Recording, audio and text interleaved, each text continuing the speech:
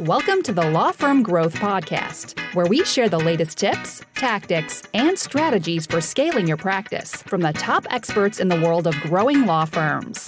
Are you ready to take your practice to the next level? Let's get started.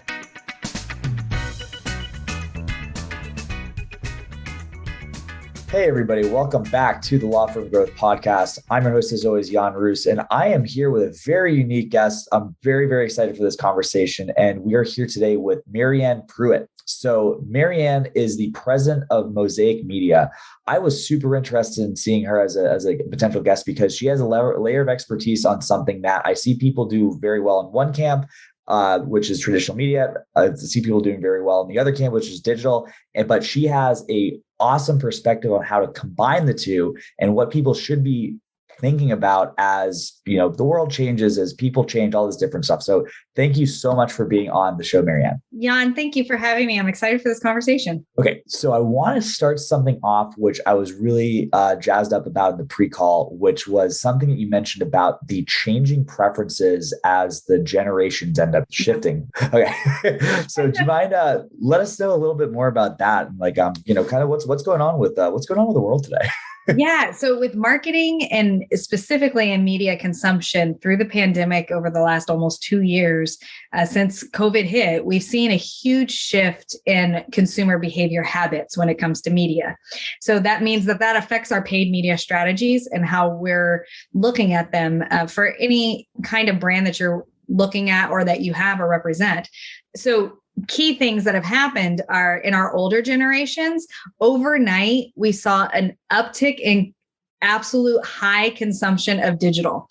And like, this is an evolution that should have taken 10 years. We're talking 70-year-olds, 80-year-olds that in their 60s, 50s, but the upper end of those baby boomers, even the younger end of the traditionalist generation, overnight on social media, like nothing else. This is something that evolution-wise should have taken 10, 20 years, if at all, in their lifetime.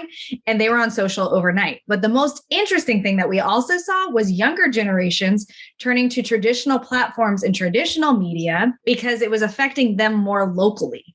And they didn't know what are my counts for today? Like, what are the mandates in my town? How am I getting this information? So we saw the shift of them looking at old traditional platforms as if they were new and they were excited about it. And it actually has changed the habits of how people are consuming media. That's fascinating. And it's kind of interesting. I saw a little bit of, this is actually funny enough. Last night I was watching TV and I ended up seeing an ad for a super big, super traditional personal injury law firm on Hulu. And I was like, this is not something I think I would see like not too long ago. And then also from stuff that we've kind of seen recently as well, like we've been doing a lot of work on YouTube and targeting, pretty older folks, like, estate planning, elder law stuff and elder people, boomers on YouTube. And I was like, the data's looking like it is, but I didn't know why. So that's really, really interesting. Yeah. So we're seeing that shift of online digital consumption at this all-time high. We saw more people go to streaming. And it's an interesting, actually, another dynamic of this has been on the streaming non-linear side of media. You've got your OTT, you've got your Hulus, you've got your Amazon Primes, you've got all of these different elements that they're actually consuming some TV in a different way, in a different platform, so we can target in that. And programmatically, we can actually target the behaviors that go with it. So the digital space and what we've been able to gather data-wise over the last 2 years, now there's been some things with Apple and other shifts that have taken place, but there's still a lot of data on individuals to be able to target those behaviors that go with it, is quite fascinating. And then you shift over here and this is the other thing that's very interesting with the older generations and the older end of the boomers is they didn't stop consuming the traditional platforms. They're consuming all of it. They're consuming all of the above. So it's another way and another avenue where now the omni-channel approach is even that more effective and more important because they are now over consuming media than they have ever before. Okay, that's super interesting. I think this is actually a really good opportunity to segue into how you got here, MaryAnn. So clearly, if anyone's paying attention, you can tell MaryAnn's got a lot of experience with these different platforms. But how did we end up getting here? I always love hearing everybody's journey because everybody's story is so different and unique. And frankly, I think most people fall into it by accident of what they end up doing. So I actually started as a graphic designer right out of high school, actually in high school. This is when you had to sketch and scan and actually like things like that. We're not talking like I was able to use any drawing pads or anything. No, everything was by hand or scanned in with photos. So that's how I started on the marketing side. Well, as I started going through college and going through everything, I really found a love actually for legal and economics. And so I started down the economics path as well as the marketing path. And I ended up studying both. And my love for economics and marketing together led me to media. I worked my whole way through college through media and started on the media side and in the sales side of it.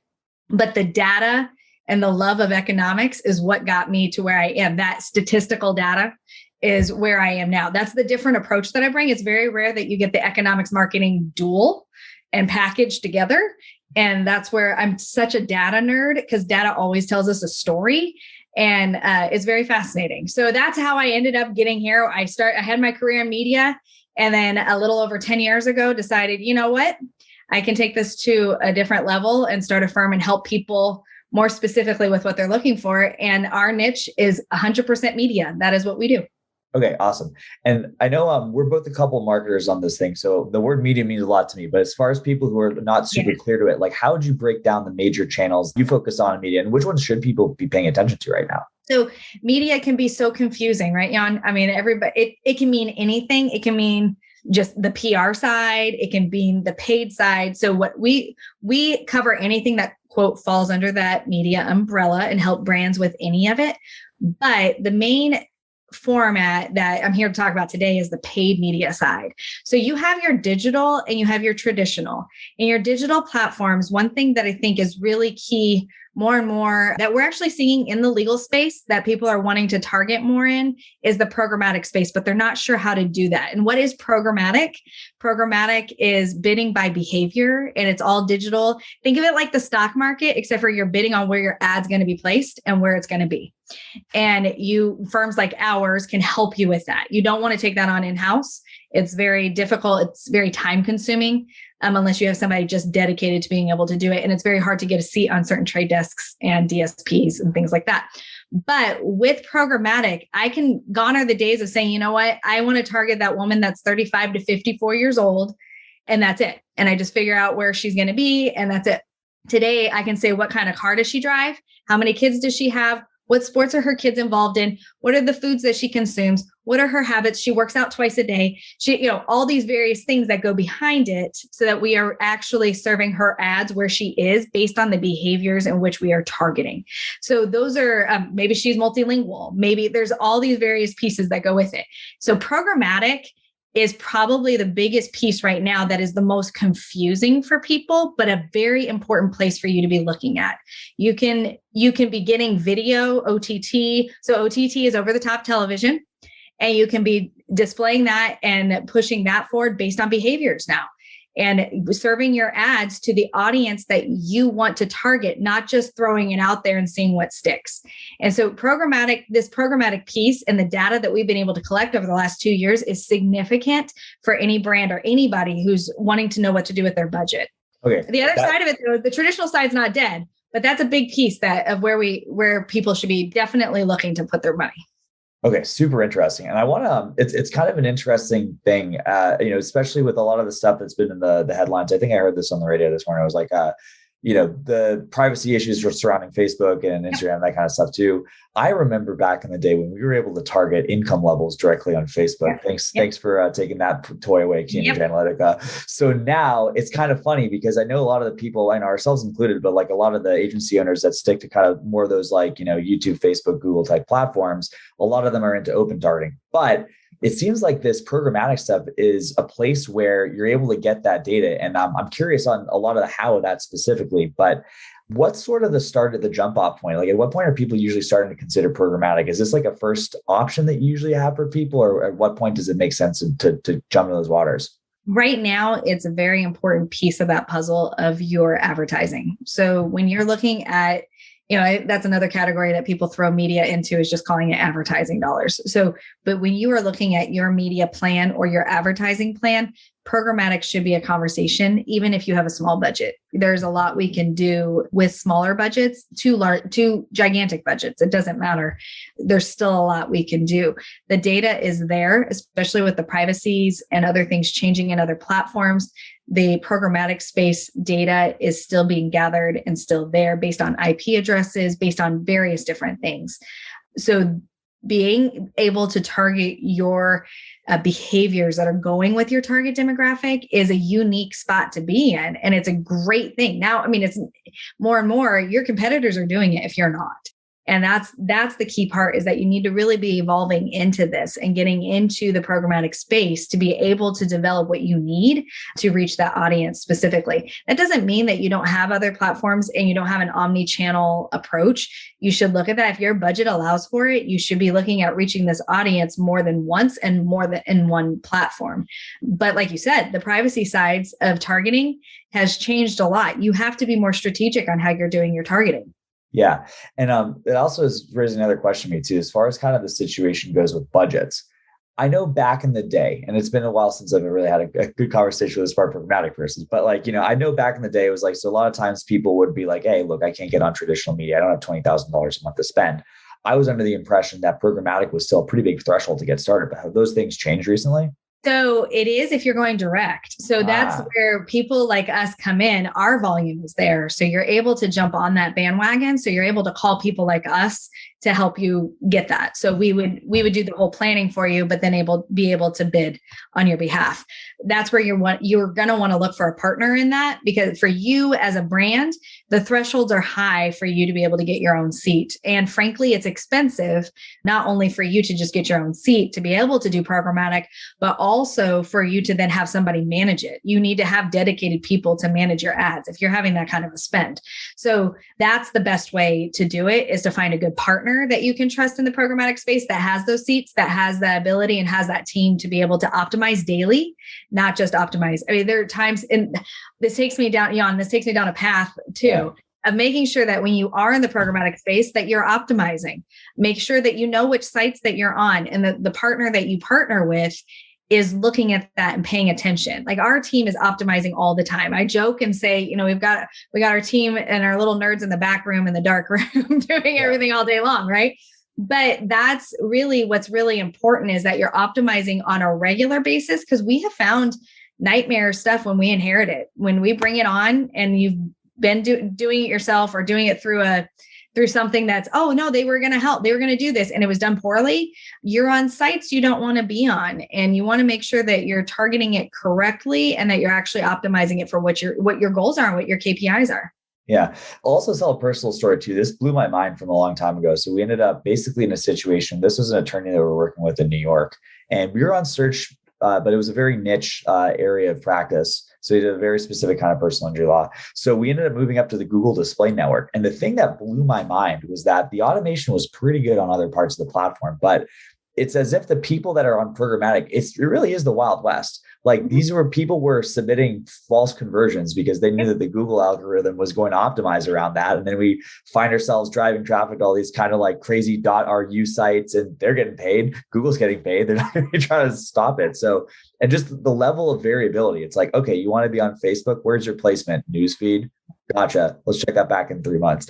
But for here, it's totally different, right? Like, can you and I'm a little bit aware of these things, but just as far as for people who are not familiar, like how many different places could you be showing up in a programmatic ad? Oh, in a programmatic buy, depending on your budget, but you could be showing up in thousands of areas, and you're targeting it correctly. You have access to it. And so, Jan, I want to go back to a little bit of what you were just saying with the Google platforms, and Google is something to use as well. And Google can be seen as a type of programmatic, but the programmatic that I'm talking about is even a deeper level of programmatic and outside of just the Google platform. So the Google platform is the data that Google has.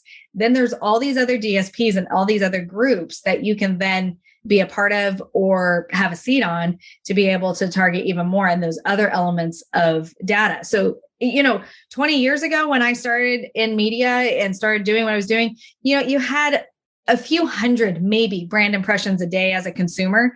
In today's world, we have the availability of tens of thousands of brand impressions. So we have to make sure that our ads are actually being served to the individuals that we want to reach.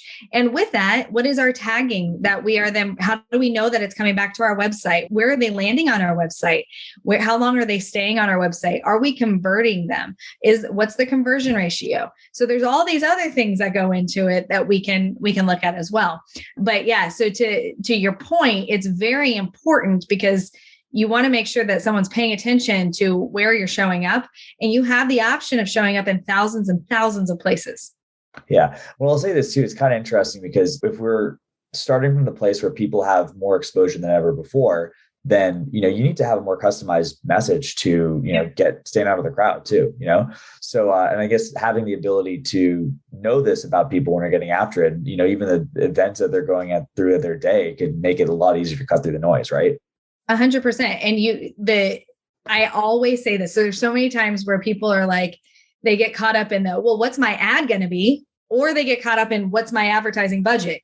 They don't think of the two of them as vertical and how they have to work together. And the message point of it, you can have the best message point in the world, but the worst ad placement possible, and it won't matter, or vice versa. So these both are very integral, important parts of what you are doing. The more targeted we are to a individual that is a consumer, the more targeted our ad to them needs to be. And that's where it's very important to have that message side of it as well. Yeah, absolutely. I mean, it's kind of, this reminds me of this old story. Did you ever hear this one about Frank Kern? So he goes, he was speaking to an audience of copywriters. He goes, yeah, but you have to have one advantage going into, selling, let's say, a hamburger store. What was the number one thing? And everyone said, oh, this, the price of this, blah, blah, blah. He said, the advantage I'd want is a starving crowd. And there you go. If you get the stuff right with the audience, and that's what targeting is all about. That's exactly right. That's exactly right. Let's talk a little bit about attribution. So this has always been a mystery to me, but I think we can talk about attribution a little bit generally. But how do you keep track of what's happening on traditional media? There's many tools out there, and there's many things of us being able to see. The key of traditional media right now is actually live events and live sports and live news. So that's actually where we're seeing the most consumption taking place. And that's on our multiple tools that we use. And again, when you partner with a firm, those are not costs that you need to have. Those are costs that us as a firm needs to have to be able to do our jobs right for you. So, those are things, find a good partner in this.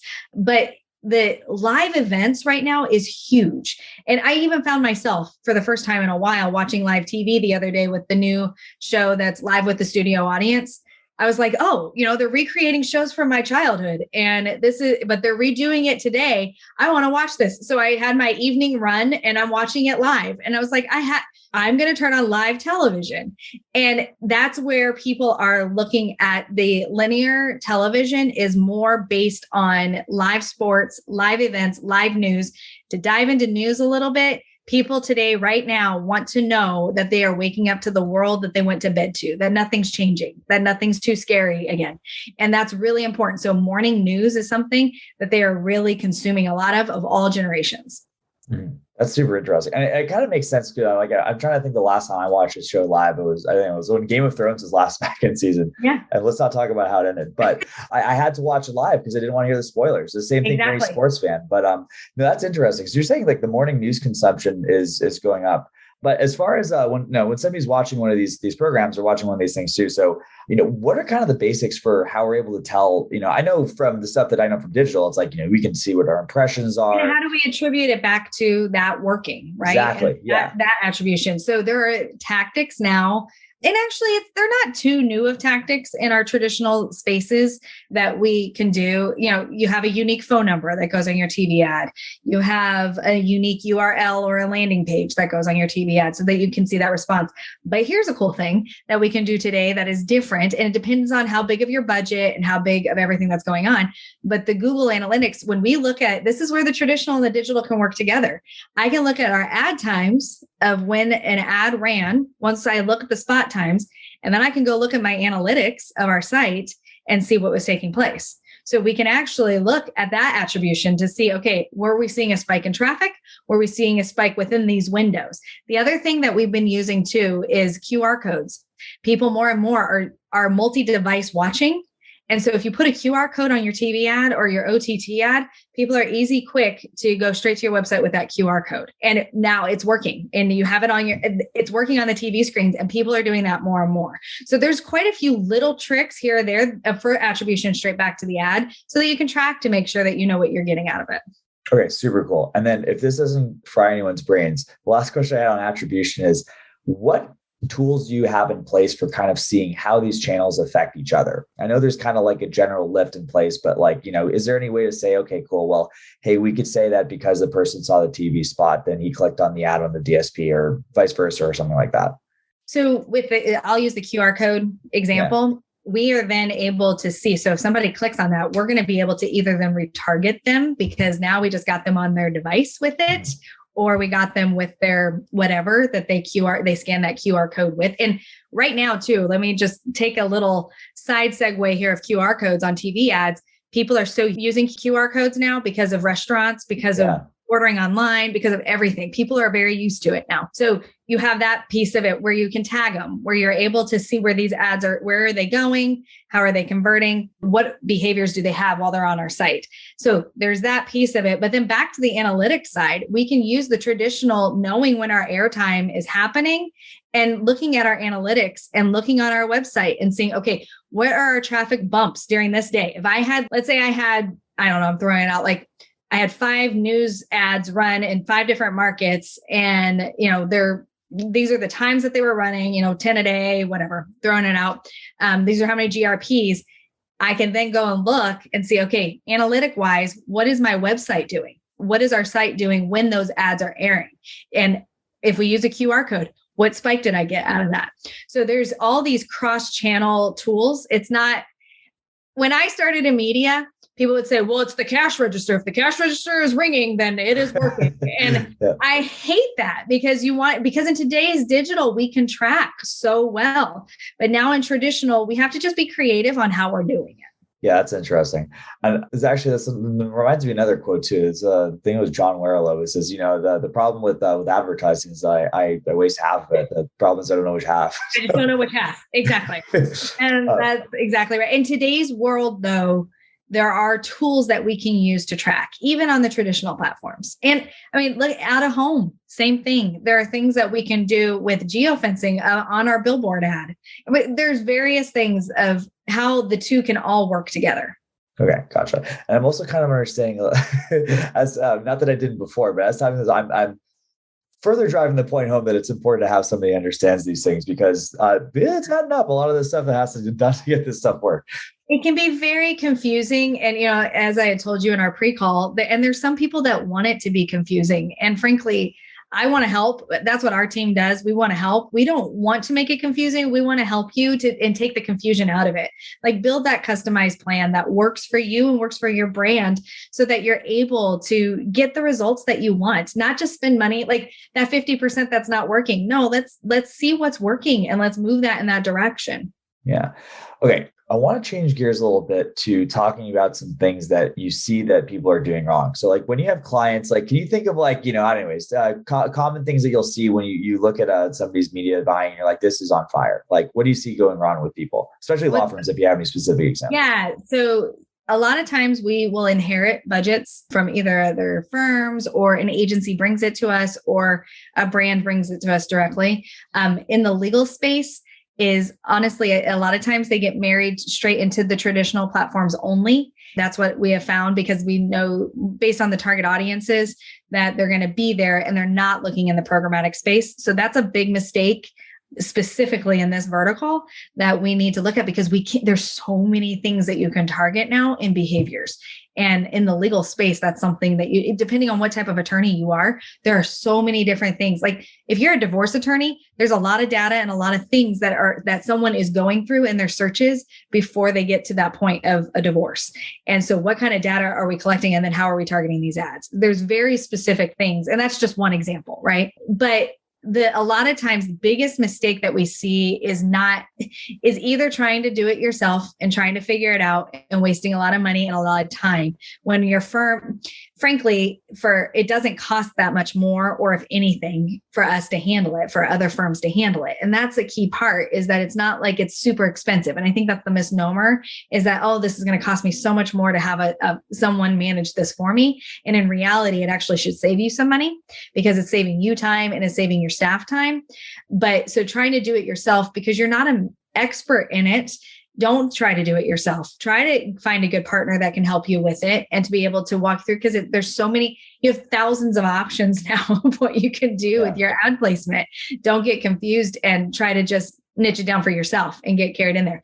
The other thing is not knowing on I'll go to weaknesses on the traditional side, not knowing that certain platforms have their strengths. So radio, you want a high frequency. You want to be running a ton of ads on radio, not one a day, not just one. If people will say, oh, I ran one radio ad for $1,200 and it got me nothing.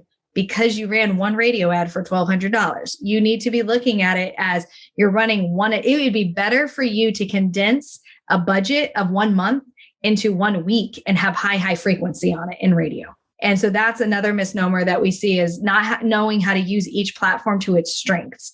TV, finding live events, finding live things that have that following that you want to be on. So that's then the traditional side, and then on the digital side. So we see lots of mistakes, and we like to help and walk people through it. On the digital side though, too, optimization is the biggest mistake. There are many times where we have found people's ads showing up on adult websites and things like that they don't want to be on. So yeah, well, maybe for divorce law, but for different reasons. Maybe. But anyway, no. So that's super fascinating too. And I love the kind of like the specificity on legal. So I mean, it's kind of funny too, because I think a lot of the stuff, whatever, just from being legal, and you probably know the same, but it's like, a lot of times there's what a billboard represents to where you're supposed to be at in your career. And people just do it because it's an accolade, right? Not thinking about whether things can be better or worse. But you kind of also flip my switch on something specifically, which is this like minimum threshold for getting things done. So it's like, I think a lot of times people go in half cocked because they don't want to risk too much. But at the same time, and I appreciate there's a point at every firm's growth where they're going to be able to do this. So for people who might want to be on the path to scaling up to a bigger budget, but aren't necessarily there right now, what would you kind of recommend for people that are in smaller budget ranges? If you're in smaller budget ranges, first, you have options. And that's a huge misnomer. People will think, if I have small budget, I can't get help. I can't get somebody to help me with this. And that's not necessarily true.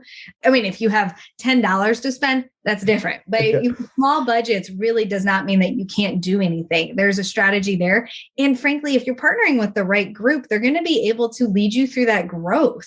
So you're going to be able to see, okay, if this is where my budget is now, then I want to see where my KPIs are going to be here so that I can increase my budget to here and then increase my budget to here. And then you're going to see it start all working together. And that's, I think, and I will say this on the legal side more than anything, for legal advertising, there's a tendency to say yes to the local media firm, meaning like the local TV station comes to you and you're like, yeah, I just bought that package. And the local radio station comes to you, yeah, I bought that package. And before you know it, you have packages galore and you're not 100% sure what those packages are doing, but they made it simple for you in putting in a package. And that's not necessarily the way for you to go. You really need to look at, okay, what's the realistic budget that I'm going to be within? Who am I targeting with that budget? And then now how am I targeting them with that budget? So it's step by step. Don't go by the way their job is to sell you something. It's okay to say no. So you've got to make sure what's right for what your goals are and where you want to head. And I'm not against the local TV person. I'm not against the local radio person. I spent time doing it in my career, but really, truly, it's not just for you to buy it. You need to know what's right for your brand and where you need to go. Don't fall into the trap of, okay, I have something out there. Strategically and methodically think through what you need to do. So when you're scaling, if you have a small budget, you have options. If you have a huge budget, you have options. Either way, the strategy is what the part is that's so important that you need to make sure that you're looking through. So it's identify your budget. Who is the person that I'm targeting with this budget? Who is my ideal client? Who is the ideal client that walks through my door or calls me for services? And then where am I reaching them? And how am I spending that budget to reach them? It's really that simple. Yeah. Well, and if I'm not mistaken too, like the kind of work that a media buyer can do is have those same conversations with the local media stations in the same way. 100%. Yeah. And actually that is our job. That is what we're supposed to do as a firm, is to represent you so you're not taking those phone calls anymore. And that because we have those relationships around the entire country. So we do placement in all 50 states, and we have relationships with media vendors in all 50 states and in all towns, all regions, all everything. So you don't have to worry about that. You don't have to take that call. Actually, you're just handing them our number every time they call you. And that makes it much easier for you. And we'll tell you whether or not it's a good idea. And we'll guide you through that so you don't have to decide that yourself. Yeah, no, that's awesome too. And it's like, I think it kind of ends up being cart before the horse too, because if you end up finding this media situation too, if you end up getting like, you have, it's like a hammer looking for a nail. If you have the situation where it's coming to you, right? While, getting the purpose and working backwards is obviously a much better approach. Okay. I also want to ask this question. In terms of people who might be gearing up for this kind of an endeavor, is there anything that you guys encounter as a media buying agency that just makes it super hard to make a campaign win? So the stuff that you guys don't control directly, but maybe the offer, stuff about the brand, or like what makes it really hard to win on these platforms? So on any platform, if your reputation management hasn't been looked at, then you need to online, where if you have any crisis comms in the past or anything like that, any bad searches that need to be cleaned up or things along those lines, that's impactful for any media that you're going to spend, because the first thing people are going to do, especially if you're in professional services like legal services, people are going to Google and find out what information is there. So it's really important that your search is strong as well, which is another form of paid, but that's really important because your other paid won't work as well if you're not having the positive stuff showing up when they're Googling you. The other side of it, your offer. If your offer, what's your call to action, or what's your offer? One of those two things. If you have a weak one, and it depends on which platform you're in, there's overall brand awareness, of course, that you need to have. But in the legal services, what do you want them to call you for? You're an attorney. Who do you want to have call you? It's okay to have that call to action of if you're looking for a divorce attorney, or if you're looking for a personal injury attorney, those types of things that very specific of what your call to action is, and making sure that you know what that is, and if you want to offer something, that you offer it. Also, another key part is, and I think, and this is a total different rabbit hole probably, Jan, than what we want to go down, but I'll mention it anyway, is know your value as an attorney and as a lawyer, and know that it's okay to not necessarily have to offer any kind of discount. Your offer doesn't have to be that. Your offer does not have to be a discount. Your offer can be what you're offering in your expertise, and people will pay for that, and that's okay. So those are things as well, that all of those things affect how your ad buys are going to play out for sure. Yeah. I'll say this too. I think it's, kind of topic that's come up in a couple of previous podcasts is like the importance of kind of niching down as well. It's like, if you can be the, what's it called? You could be the divorce lawyer for moms, or you can be the divorce lawyer for our immigrants or something like that. Like with the ability to target, you can kind of marry those things as well, right? You absolutely can. And in programmatic space, we can target so much down to that. So it's really important, but the more niche you get, the more successful you will be. I'm a big believer in that you can't niche down enough. I had a very good mentor of mine tell me that once, of there's literally no way you can niche too much. And I was like, yeah, there is. And they're like, nope, no, there's not. And they're right. There is no way you can niche too much. Okay, that's super cool. Okay, so as far as like kind of next steps for anyone who's looking to get started, it's like, what's a good place to start for somebody? Is this normally a conversation that you want to be having after you've tried a couple of things out on your own, or like, do you ever take somebody who's, for lack of a better word, just like a total marketing virgin? We absolutely do all the time. So if you just have questions, we take that on. If you want to try it your own, you can. Or if you want to avoid the headache, you reach out to somebody like us, and then we can handle and help you, guide you through that process, and explain it to you. I think that's probably the biggest thing right now, is there's so much confusion, and what do I do? What do I not do? And what is that expertise that I need? So really try to find that. So there's a lot of people who will take you on for that. And we absolutely help you from the very beginning. You don't have to try it yourself. If you wanted to try it yourself, the key thing and your first steps are to figure out your budget. And frankly, even if you're hiring a firm, figure out how much you're willing to put towards something per month. And I will say this, and back to a big mistake that I've ever seen is you try it for a week and it doesn't work. You've got to give this long term. Anytime you're doing anything advertising, the minimum you need to try it for is 90 days. Typically, you need to be trying it for more than that. And there's lots of things that we're optimizing in those 90 days, but at minimum, your campaign needs to run for 90 days, unless it's a fire sale, which in these cases for legal firms, that's not what you're looking for. You want a long-term branding. So you're looking at a minimum of 90 days, but really you want a good solid year before you're really starting to see, because the sales cycle for the individual that you're looking for is 1 to 7 years. So your long-term plan is there, and you need to do it. So, but figure out your budget, figure out who your niche is, who are you targeting, and what are the behaviors that go behind that target, and then start looking at the platforms in which you're going to be on. Okay, super cool. And one last thing, this is kind of, this has been something that's been a topic on some podcasts pretty recently though, but how do you help your clients think about ROI? Like, is there a benchmarks that you guys shoot for? And again, timing of when that return is going to come in? Like, how do you guys talk about that? So we look right at the very beginning, we look at what KPIs we're going to look at. So, right, we're going to look at what our key performance indicators are. If our performance is not at a certain level, we need to tweak and we need to do things. So your KPIs and your ROI should be going hand in hand. And in the digital space, like we just talked about, there's ways for us to track that and to see. In the legal space, you're not necessarily selling something online to be able to see, okay, direct ROI, but you are able to get somebody to either download one of your white papers or to be able to sign up for a free consultation or whatever it is. And that's when, okay, how are we tracking that to how that converted into a sale? What is the conversion of it? So that's the ROI cycle. And then what's the funnel for that and getting to the next space and where we're headed to next with your sales cycle? What is that cycle for your individual target audience? And how are we continuing that sales cycle down? So you're looking from the very beginning of when they are there to then where are they actually signing on the line to become your client? And then where are you getting the return from that investment that came back from right here? This is what your cost of acquisition is. And that's a key part that a lot of people actually on the media side just dismiss. Don't worry about the cost of acquisition. Well, that's kind of a big piece that goes into your ROI. Oh yeah, 100% too. Like, it's kind of funny too. Like, I wonder if some of these people are a little bit more from like the branding side of things, because it's just like, you know, and I mean, to be fair, there's also people that, you know, we have clients that are the same way. It's like, hey, look, you know, if this can break even on the front end and I'm getting free PR and I'm cool with that. Yeah. And that's, you know, again, but it's a choice you got to make and Jan, you're spot on there. What is your goal with it? Is your goal just to get brand and to break even? Great. Then that's what the goal is of the buy.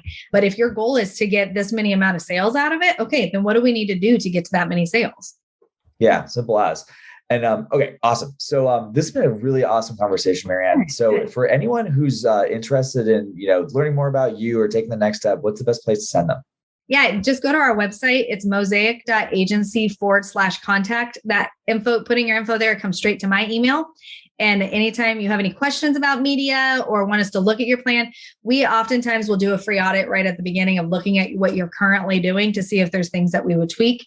Reach out. We're here to help. Okay, awesome. And then for anyone who's interested, we'll have that link right there in the show notes. But MaryAnn, it has been a blast. Super appreciate you coming on the show. And for everybody else, I will see you guys next Tuesday at 8 a.m. Eastern on Law Firm Growth Podcast. Thanks, Jan, for having me. Thank you for listening to the Law Firm Growth Podcast. For show notes, free resources, and more, head on over to casefuel.com/podcast. Looking forward to catching up on the next episode.